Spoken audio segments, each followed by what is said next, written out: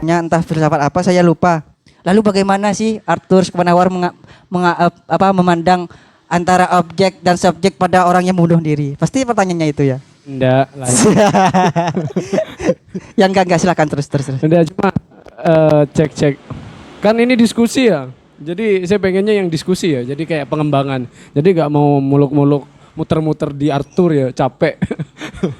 Kalau King Arthur masih agak menarik mungkin ya. Ini karena ini mungkin bahasnya pesimisme ya. Yang biasanya pesimisme kan ya gak menarik, termasuk mungkin saat ini gak menarik karena saya lagi menurut pesimisme juga. Enggak, saya gak optimis nih. Pesimisme gini. Soalnya gini, awal kan kalau pesimisme dalam artian umum kita akan memahami bahwa pesimisme itu filsafat yang membahas tentang apa ya, kayak penyerahan ya terhadap realitas dunia. Jadi dia menyerah, diartikan sebagai antitesa dari optimis dan lain sebagainya. Cuma saat saya melihat dari berbagai macam sudut pandang pesimisme, kan ada banyak ya macam sudut pandang pesimisme. Ada pesimisme tragis, ada pesimisme ini, ada pesimisme ini dan lain sebagainya, dan cabang-cabangnya gitu. Saya jadi ingin kepo gitu dengan aliran pesimismenya Arthur Schopenhauer di sini. Ini aliran cabang mana ini? Komisariat mana? Saya nggak tahu ini.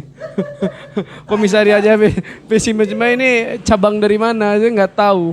Soalnya saya mau bilang ini sebagai pesimisme jalur tragis sangat beda sekali dengan cabangnya Nietzsche. Pesimisme kebudayaan juga sangat lain dengan berbagai macam pesimisme. Bisa dikatakan sebagai suatu bentuk pernyataan yang paling simpel mungkin. Ya ini induknya pesimisme, gitu ya. Tapi ini bagian apa gitu? Bagaimana kita dapat mengidentifikasi pesimisme dari Schopenhauer gitu? Terus saat kita melihat dengan pesimisme dan penderitaan gitu, kan kayak seakan-akan ada hubungan timbal balik dan pesimisme dengan penderitaan. Soalnya kan kalau kita tarik dari logika yang sederhana, orang yang pesimis itu biasanya adalah orang yang menolak penderitaan. Ya kan? Karena biasanya sudut pandang orang yang pesimis itu adalah penderitaan sama dengan keinginan atau optimisme yang tidak terafiliasi kan ya. Schopenhauer juga seperti itu kan ya. Tidak tersampaikan. Bagaimana cara berbahagia dengan cara yang paling aman? Ya udah, tidak usah berekspektasi. Lahirlah pesimisme. Suatu bentuk hal yang paling tidak bertanggung jawab terhadap kehendak mungkin ya. Nah, saya pertanyaannya tentang ini, tentang Arthur Schopenhauer, tentang pesimismenya dan penderitaannya gini. Ya pertama itu alirannya ya, itu jawab. Mungkin tahu. Karena saya browsing juga, saya berusaha browsing dulu. Karena kalau sudah saya dapat di browsing, saya nggak mau tanya mas. Buat apa kan ya? Kalau ada di browsing, ngapain saya tanya? Memang saya dosen penguji. Saya bukan dosen penguji. Nah, cuma saya ada ini. Karena ini adalah bentuk bentuk pengembangan ya. Karena yang sering yang dijelaskan oleh pemateri dari tadi tentang Arthur Schopenhauer itu tentang bagaimana menjustifikasi dengan klasifikasi subjek objek, terus tidak ada sesuatu yang mungkin bisa benar-benar dikatakan objektif saat itu masih berafiliasi dengan subjek gitu ya. Nah, saya agak cenderung karena saya juga belum menemukannya bahkan di buku itu mungkin terus di Google, cuma saya belum lihat punyanya Prof Cahyadi, bukan bapaknya Deddy Kobuser ya. Ya, saya nggak tahu. Cuma saya melihat bagaimana pesimisme Arthur Schopenhauer di sini, melihat pesimisme yang dimaksudkan Arthur Schopenhauer sebenarnya itu bagaimana lebih ngarahnya ya. Pesimisme dalam melihat justifikasi terhadap suatu hal. Makanya yang diperjelas dari tadi kan ini nggak bahas tentang benar salah, iya kan? Kita nggak bahas tentang benar salah. Kita bahas bagaimana manusia dapat mengeksplorasi, dapat merepresentasikan sesuatu, ya kan ya? Ada presentasi, ada representasi tadi kan ya. Dan itu semuanya akan berlaku saat sesuatu melekat dengan subjek. Kan itu jadi lebih menarik kan ya. Daripada kita akan membahas tentang bagaimana penderitaan, bagaimana cara-cara hidup tidak menderita. Ya wes, kita selesaikan di story kemarin aja. Capek ya bahas tentang penderitaan dan lain sebagainya. Belum mas, belum setengah. Belum setengah. Pertanyaannya gitu, pesimisme ini dan penderitaan Arthur Schopenhauer itu pesimisme terhadap apa? Kehendak. Kehendak, pesimisme terhadap kehendak. Kalau kita pesimisme terhadap kehendak ya bukan. Maksudnya pesimisme ya sudah memang menyetop kehendak. Kalau saya afiliasikan dengan pertanyaannya Bang Faruk tadi kan sampean jawab tentang dengan estetika. Ini berkaitan dengan hasrat terhadap wanita. Pertanyaannya Bang Faruk tadi sih masih ngejelas tentang bahwa bagaimana kita dapat kan estetika menurut Schopenhauer itu adalah penundaan sementara terhadap apa tadi kebahagiaan ya. Nah, hasrat ya. Saat kita menuju terhadap seorang wanita, wanita itu adalah estetika terbesar. Magnum opusnya estetika itu adalah wanita ya. Magnum opusnya estetika di dunia itu adalah wanita. Belum selesai nih pertanyaannya. Ya. Gitar Spanyol ya. Gitar Spanyol, pasti gitar Spanyol. Enggak, saya enggak ada klasifikasi tertentu. Setiap wanita itu adalah magnum opus, makanya setiap laki-laki mungkin seleranya beda-beda ya. Tapi setiap wanita bagi laki-lakinya adalah magnum opus Tuhan. Bahkan kenikmatan sejati itu kenikmatan berhubungan dengan wanita. Iya. Enggak, takutnya enggak percaya karena sudah pernah nyoba yang non wanita. Ya, saat kita akan menyanggah tentang hal itu dengan pendekatan menyetop yang estetika, gimana? Wong hasrat saya terhadap wanita adalah hasrat estetika saya. Iya kan? Kenapa laki-laki suka cewek cantik? Karena hasrat intelijensi estetis laki-laki itu tinggi. Kalau cewek kan enggak. Iya kan ya? Enggak perlu ganteng kalau cewek. Yang penting ada, bisa rasa nyaman, enggak muluk-muluk. Cewek oke. Saya nggak tahu itu karena intelijensinya tidak terlalu tinggi atau tidak terlalu apa. Tapi saat hal itu terjadi, saya bersyukur. Iya, karena saya estetika diri saya sendiri pun kurang ada gitu ya. Atau sebaliknya, karena estetika cewek itu lebih tinggi, dia tidak melihat estetika itu sebagai suatu objek formal yang dalam bentuk wujud yang terpresentasi. Jadi estetika cewek itu suatu hal yang direpresentasikan kalau menggunakan pakai pendekatan Schopenhauer.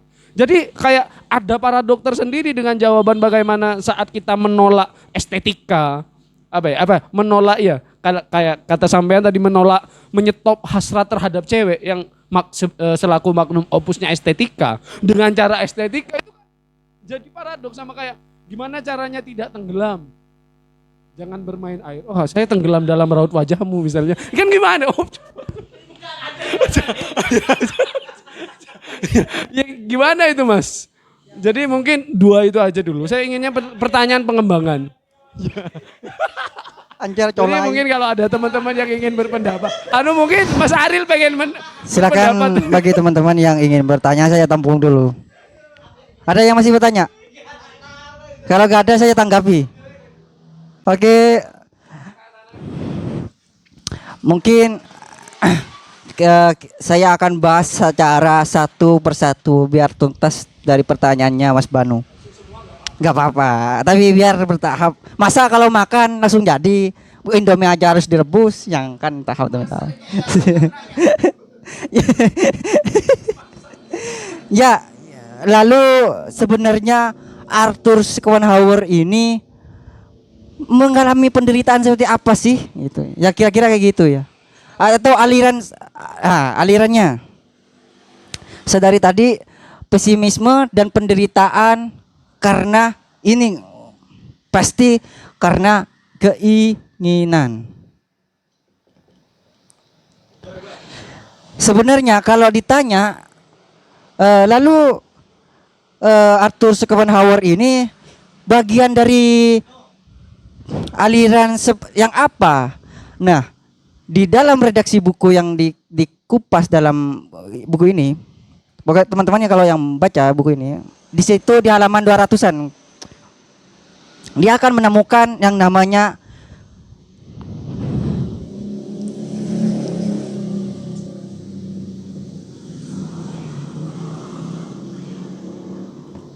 eksistensi atau wujud. Banyak redaksi-redaksi yang mengarah bahwasanya Arthur Schopenhauer ini merupakan ranahnya ke eksistensialis. Nah, logikanya bagaimana? Nah, keinginan kita ingin karena ada hal yang sebelum-sebelumnya belum pernah kita rasakan. Semisal kayak saya adalah mahasiswa prodi PAI, tapi saya ingin sekali menjadi mahasiswa filsafat. Nah, sebelum saya ingin menjadi mahasiswa filsafat, tentunya ada hal yang sebelumnya belum dirasakan. Nah, di sini hal tabir itu dibuka, mulai perlahan dibuka. Ternyata ranah yang Arthur katakan itu ingin mengungkap eksistensi dari keinginan kita. Misal saya menginginkan jabatan yang tinggi. Mungkin sebelumnya gak ada gitu. Nah, dan ini mungkin itu ya pendapat saya Mas Banu mengenai mengenai aliran apa. Entah puas atau tidak, silakan nanti tanggapin kembali. Karena keterbatasan saya mungkin. Kalau yang namanya bukan alat pemuas, puas enggaknya terserah Kak Banu pastinya. Cek. Jadi tunggu dulu Mas Akbar. Ada wanita. Ya, wanita tadi. Sebenarnya menurut pandangan Mas Banu gitu. Wanita justru adalah estetis ya, tingkatan estetis yang paling tinggi. Buktinya kalau kalau bukan, iya. Iya. Wanita.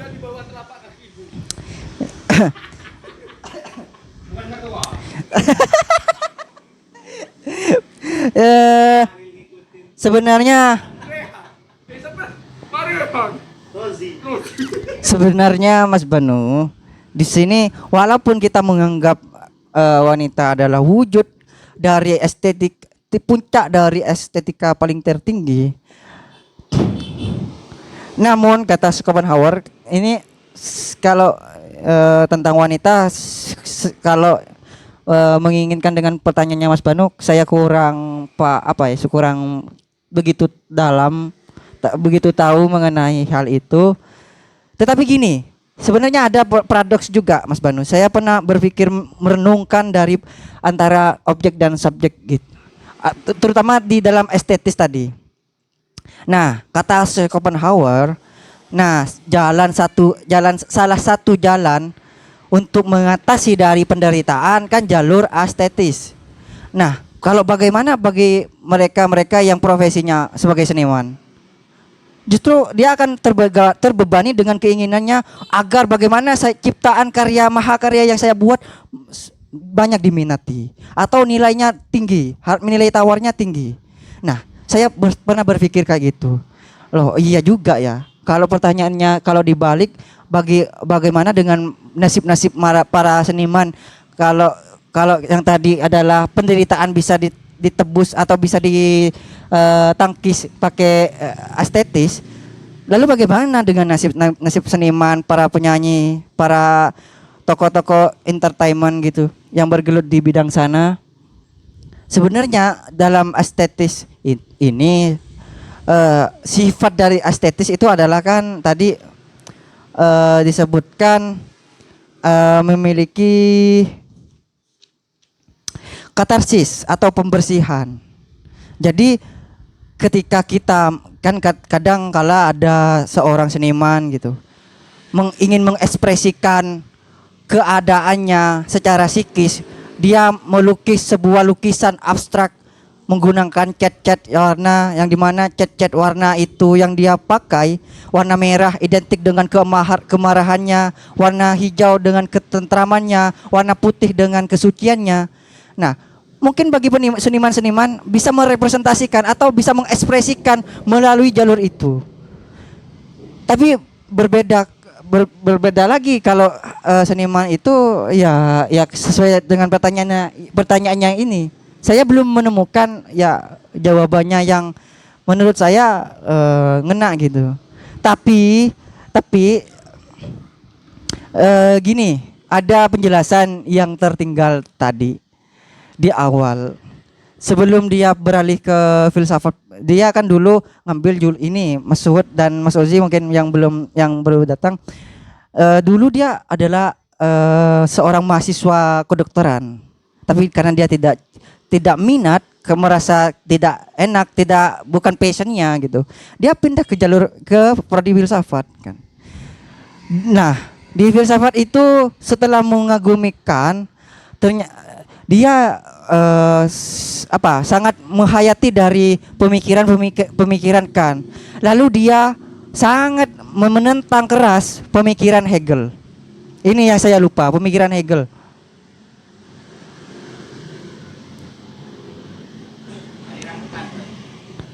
Hah? Iya, aliran Kant ini. Jadi Arthur itu alirannya aliran Kantian. Jadi dia mengkritik keras filsafatnya Hegel. Apa yang dia kritik terhadap Hegel? Hegel mungkin bagi yang belum tahu, Hegel itu dulu ada dalam filsafatnya ada istilahnya itu roh absolut.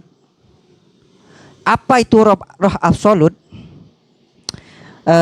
Biar jelas, biar mudah dipahami. Sebenarnya dari tadi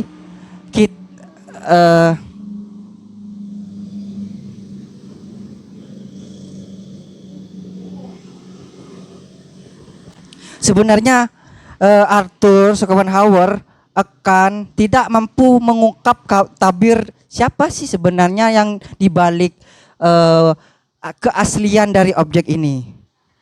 Biar paham gini, kata Arthur Schopenhauer, ini adalah gelas. Sebenarnya ada gelas yang hakiki, esensi, ada gelas yang esensi. Mungkin, namun untuk mengetahui ini nomina gelas yang sejati, misalkan karena saya mencontohkan gelas, sebenarnya ada loh gelas yang hakikatnya hakikat. Tapi sampai kapanpun manusia tidak akan pernah tahu. Nah, di sini kalau di Hegel sebenarnya ada hal yang melatar belakangi dari bencana-bencana alam.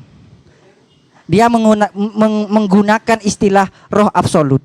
Jadi yang menjadikan gempa, yang menjadikannya gunung meletus, ternyata ada hal yang dibalik itu, yang sehingga menimbulkan itu. Siapa itu? Roh absolut atau dikenal dengan Tuhan. Nah, sebenarnya Arthur Schopenhauer sangat menentang itu. Entahlah kalau ditanya apakah Arthur Schopenhauer ini adalah seorang agnostik ataupun ateis, kayaknya tidak. Dia pada akhir hidupnya dia dia sangat menghayati dari ajaran-ajaran Buddhisme dan Hinduisme. Dia belajar banyak tentang agama-agama Hindu dan Buddha, terutama konsep Maya dan konsep Nirwana tadi. Nah, jadi bisa disimpulkan, bukan kesimpulan sih sebenarnya, biar paham saja sih. Jadi Hegel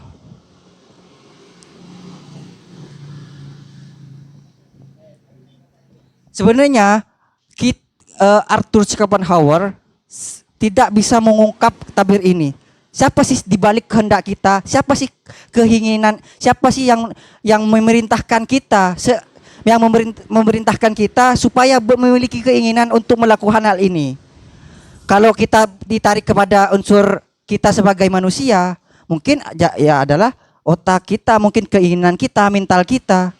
Tetapi siapa sih yang menggerakkan, yang mengantarkan kita untuk memiliki kehendak itu? Nah, atau siapa sih yang sejati? Nah, sebenarnya istilah-istilah ini sama. Namun di sini yang beda, Hegel menggunakan roh absolut.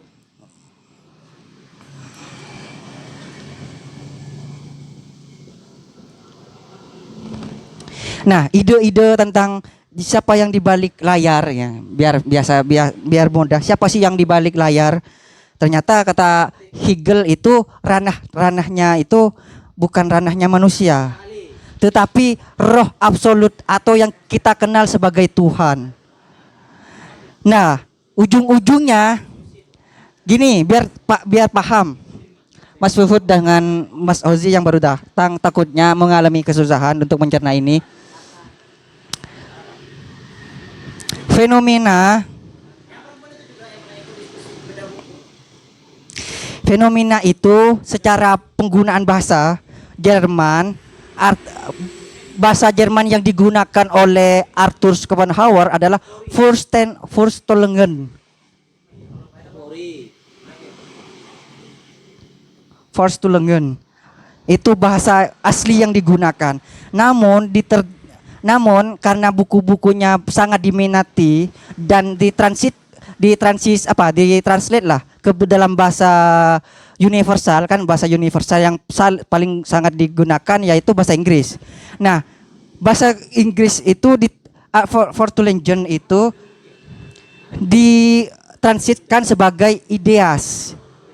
Jadi ideas versi Arthur Schopenhauer adalah ini. Kedua ini, fenomena dan nomena. Fenomena adalah kembali lagi saya tegaskan, fenomena adalah segala objek yang kita pahami. Saya memahami ini gelas karena informasi saya tentang gelas ini sudah ada sedari dulu. Mungkin Mas Suhud ataupun Mas Uzi berpendapat ini bukan gelas. Ini adalah makanan. Makanannya limbat gitu. Makanannya limbat, kan limbat suka makan beling gitu. Ya kalau kita nonton tayangan-tayangan ekstrim yang dipertontonkan limbat, dia suka makan beling. Tapi mungkin yang intinya kita merepresentasikan sebuah objek itu sesuai dengan informasi yang kita ketahui. Kita berpendapat ini gelas karena informasi yang kita ketahui adalah ini adalah gelas, bentuknya bulat, bisa ditampungi kopi ataupun minuman-minuman yang lain. Nah, intinya ideas itu adalah kedua hal ini. Nah, sebenarnya nomina ini adalah hal yang sejati. Nah, di sini sudah terlihat jelas perbedaan antara ideas yang dimaksud Hegel dan ideas yang dimaksud Arthur Schopenhauer. Nah, dan juga di Hegel ini, di roh absolutnya, ujung-ujungnya dari Hegel ini adalah kepada rohani, transendental, menuju Tuhan. Ternyata di balik yang terjadinya gempa bumi, tsunami, badai-badai dan segala peristiwa-peristiwa alam ada yang membuatnya. Siapa itu? Tuhan, bukan Mas Akbar, bukan. Jadi itu roh yang dikenal dengan roh absolutnya. Ya, kalau dibilang jahat sebenarnya enggak. Kalau kita kita telusuri secara sains, saya dengar dari beberapa penjelasan itu bahwasanya terjadinya bencana alam itu salah satu bentuk normalisasi terhadap alam kita. Misal karena ulah-ulah manusia. Kenapa tidak? Kenapa terjadinya gunung meletus? Karena banyak manusia yang merusak alam itu. Banyak tambang-tambang yang dia gali dari gunung itu, sehingga jangan salahkan gunung meletusnya. Suruh siapa dia menggerus secara berlebihan dengan sumber daya alam yang kita miliki. Sembari kita nunggu Mas Bano, kita ada quotes yang bukan quotes sih. Tapi ini di luar konteks ini. Di luar konteks penderitaan dan pesimisme. Dan ini saya tidak menemukan di dalam buku ini.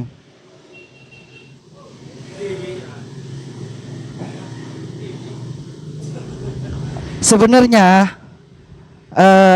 ini ya dibilang relevan dengan pertanyaannya Mas Banu yang enggak juga, tapi ada keterkaitannya.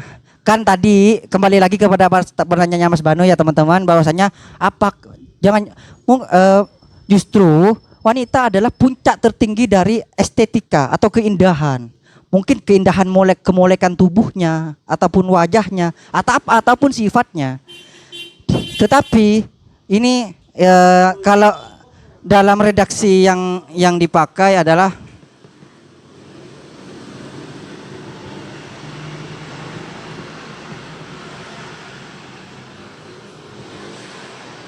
kita harus akui Mau tidak mau kita harus akui, kita adalah budak dari keinginan atau fenomena.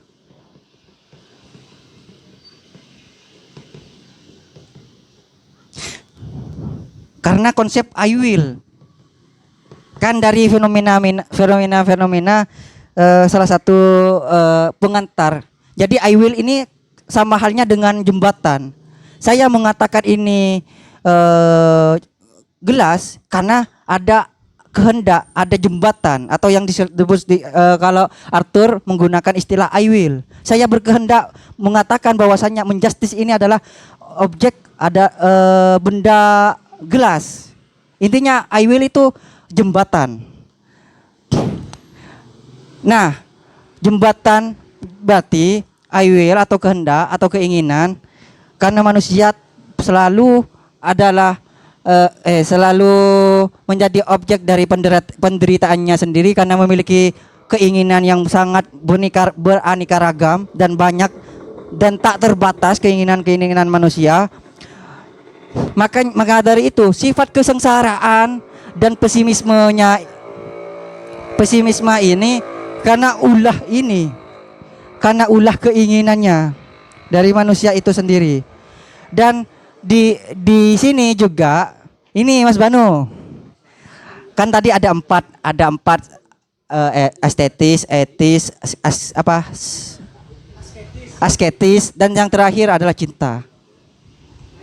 Cinta ini bukan hal yang melekat dengan manusia antara menyukai antar jenis, antara wanita menyukai pria, bukan seperti itu. Tapi cinta yang dimaksud dari Arthur Schopenhauer, cinta itu berkonotasi tidak hanya sempit pada hubungan saling menguntungkan antara laki-laki dengan perempuan, tetapi cinta itu bisa cinta ibu, cinta teman, cinta segala hal lah. Tetapi pada akhirnya cinta itu tetap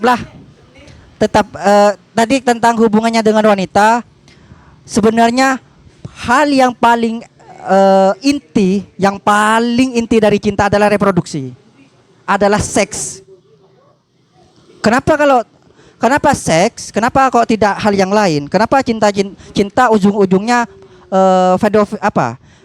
libido? Kalau dalam istilahnya apa itu Mas Ali? Ya, adalah tokoh yang mengatakan tentang konsep libido. Intinya konsep cinta yang digaungkan oleh atau yang dikemukakan oleh Arthur Schopenhauer, ujung dari cinta adalah reproduksi atau memperbanyak keturunan. Karena apa? Jikalau manusia sampai tidak menghilangkan reproduksi ini, maka keturunannya akan tidak ada lagi. Berarti manusia kalau tidak tanpa hubungan seks, manusia tidak akan pernah ada lagi, akan punah, mengalami kepunahan. Maka dari itu kata Arthur Schopenhauer, cinta ujung-ujungnya pada intinya reproduksi. Tapi kalau gitu, namun setelah itu ada pertanyaan lagi. Tentunya kalau kita memperbanyak anak dengan jalur reproduksi, tentunya kita juga mewariskan sesuatu hal yang pesimisme dan penderitaan. Kalau saya punya anak, pasti dia akan menderita seperti saya karena dia menjadi budak dari kehendak dan keinginannya. Berarti kalau gitu jangan reproduksi dong. Ya gak boleh gitu. Nah, perlahan-perlahan Arthur Schopenhauer yang dulunya menjadi sosok filsuf yang berpandangan bahwasannya the world is my perception adalah pesimisme dan penderitaan. Semua yang dialami manusia adalah penderitaan dan pesimisme. Dia mulai perlahan-perlahan mulai menerima. Oh iya, ternyata dia dulu menentang keras tentang Hegel. Oh iya, ternyata saya harus merenungi kembali, harus merevisi kembali yang saya sampaikan di masa mudanya. Nah, di masa tuanya dia menjadi orang yang bukan pesimisme lagi, tapi ya menjadi manusia konvensional pada umumnya gitu. Tapi bukan gagal gitu. Tapi hal ini justru pemikiran-pemikiran ini sangat memiliki kontribusi besar pada masyarakat Jerman khususnya di abad 19 karena Hegel hidup di abad 19. Ya itu mungkin yang dari yang lain ada yang ingin bertanya atau ada yang tidak tidak dipahami dari konsep pesimisme dan penderitaan.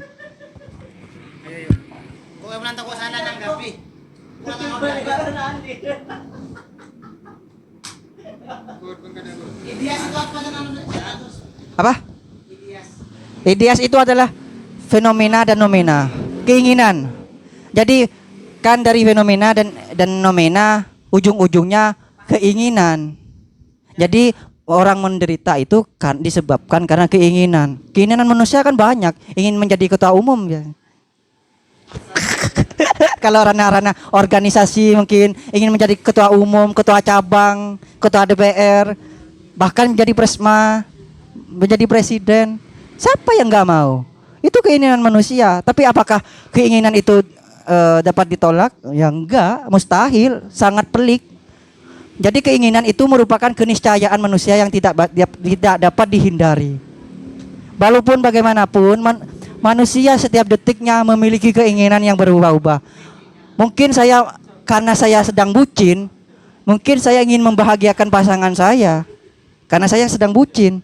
Tapi berbanding terbalik ketika saya patah hati, saya akan menghukum berat atau mengutuk keras cinta. Cinta adalah kebangsatan mungkin. Cinta adalah hal yang paling menyakitkan atau cinta adalah penderitaan. Tapi itu tergantung subjek yang memiliki presentasi. Kalau tidak ada yang dipertanyakan sebelum closing, gini, kita seringkali suka bilang gini kepada, biasanya ini terjadi di taraf senior dan junior di organisatoris. Ya, baca buku le, ya baca buku gitu. Ya intinya gitulah, baca buku biar pinter, baca buku biar tidak bodoh. Tapi satu hal yang dilupakan oleh senior yang bilang ke saya itu, gini kata ini quotes-nya Arthur Schopenhauer terhadap buku. Buying books will be a good thing is one called also buy the time to read them. Yang artinya kita membeli buku berarti kita harus membeli waktu untuk membaca buku ini. Kalau kita saya hanya ingin menumpuk buku saja, tapi kita tidak ada waktu untuk membaca, berarti percuma. Jadi kata Schopenhauer, kita membeli buku, beli juga waktu untuk membaca buku itu. Dan yang kedua, quotes yang kedua dari Schopenhauer tentang pesimisme dan penderitaan, karena ini kita semuanya pernah bucin atau akan bucin nantinya. Mas Akbar nggak mengalami nggak bisa, ya mantan bucin lah apalah. Kata Arthur Schopenhauer ini sangat menggugah saya. No rose with a thorn, but money and thorn with a rose. Yang artinya setiap mawar pasti berduri, tapi tidak semua yang berduri adalah mawar. Yang enggak, itu pendapatnya Arthur Schopenhauer yang saya dapatkan dari penjelasannya Fahrudin Faiz. Intinya setiap manusia pasti memiliki keinginan dan kita tidak bisa menafikan dari keinginan itu. Tapi yang terpenting kita agar tidak mumet. Saya dulu pernah mendengarkan dari kuliah psikolog, karena kebetulan dosen saya gak ada, Bapak Prof Fakih gak ada di sini.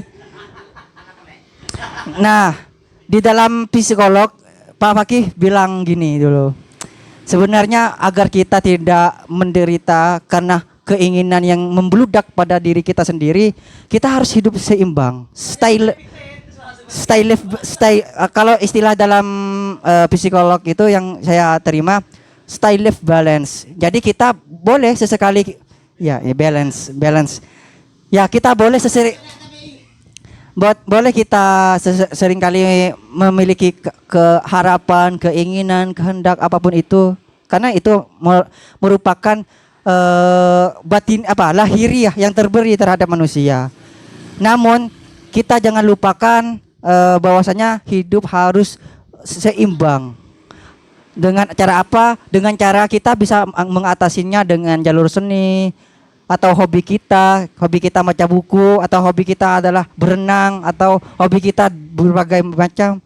Nah, setidaknya agar hidup kita seimbang dan tidak tertekan dengan keinginan-keinginan itu yang justru kita membuat kita menjadi penderitaan. Nah, dalam hukum fisika mengatakan semakin banyak gaya, semakin banyak tekanan. Kira-kira seperti itu. Kalau tidak ada lagi, saya tutup. Kurang dan lebihnya mohon maaf. Apabila ada kata yang salah atau penjelasan yang salah, saya mohon koreksinya sangat. Saya tunggu-tunggu di kolom komentar. Tolong editor, nanti editornya saya sendiri.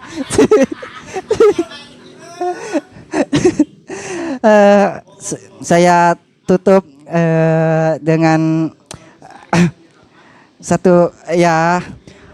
Jangan lupa like, komen, dan subscribe agar YouTube dari Simposium itu terus berkembang dan banyak diminati, agar banyak masyarakat kita tidak jumud dalam ranah berpikirnya dan tidak sempit sekali.